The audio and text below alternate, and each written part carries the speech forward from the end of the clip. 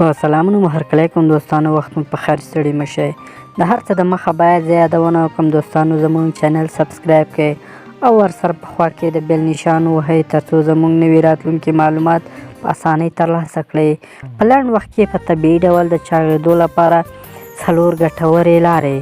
کیدای شي ډېر خلک په دې فکر کوي چې څه ډول ځان ډنګر کړي، مګر داسې خلک هم کم نه دي چې هڅه کوي یوه لاره پیدا کړي چې ځان چاغ کړي او یو څه وزن ترلاسه کړي. هماغسې چې د ځینو لپاره دا ګرانه ده چې څه ډول خپل وزن کم کړي، د ډېرو خلکو لپاره دا هم ګران کار دی چې څه ډول ځان چاغ کړي او یو څه وزن واخلي.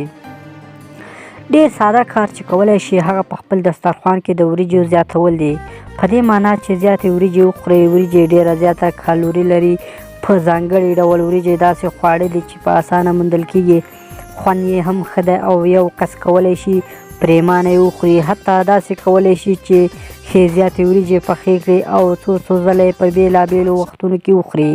شیدې هم یو له هغو موادو څخه دي چې پوهان یې د وزن اخیستلو لپاره سپارښتنه کوي. په شیدو کې قوي پروټین او کلسیم شتون لري چې یو یې د عضلاتو ودې لپاره او بل یې د هډوکو د ودې لپاره ډېر ګټور دي. که وس مو رسیږي د عضلاتو د قوي کېدو لپاره غوښه هم یو په زړه پورې انتخاب دی.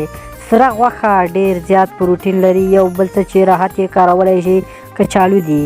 کچالو هم ښه خوند لري، هم زیات پیدا کېږي، په ډول ډول پخېدلی شي.